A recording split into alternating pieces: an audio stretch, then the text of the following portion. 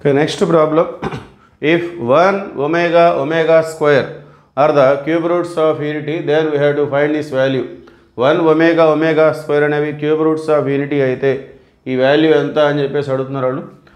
So cube roots of యూనిటీకి సంబంధించిన formulas 1 + omega square అనేది 0, sum of cube roots of unity. అలానే product of the cube roots of unity అంటే 1. So ఇక్కడ మనం ప్రాబ్లం చూసినట్లయితే బ్రాకెట్లో మనకి ω⁻−1 ఉంది. సో దాన్ని మనం ఈ విధంగా చూడాల్సి ఉంటుంది.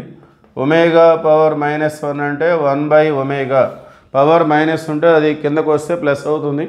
So it become 1/ω. 1/ω అంటే ఈ 1ని మనం ω³ రాసుకోవచ్చు. సో ఒక ఒమేగా క్యాన్సిల్ అయితే రిమైనింగ్ ω². సో ω⁻−1 అంటే మనం ω² తీసుకోవాల్సి ఉంటుంది. సో మన బ్రాకెట్లో 1 - ω + ω², ఇది ఫస్ట్ వన్. దీనికి హోల్ పవర్ 5 ఉంది. అట్లానే -2 × 1 + ω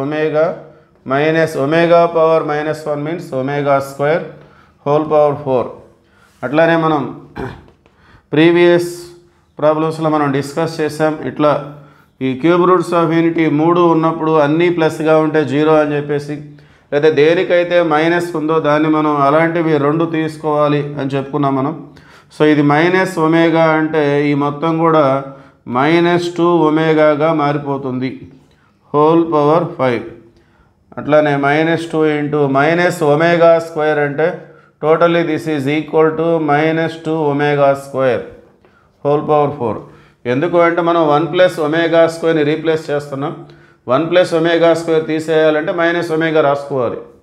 1 + ω² అంటే ఒమేగా అటు వెళ్తే -ω. అట్లానే మీకు 1 + ω కావాలంటే -ω².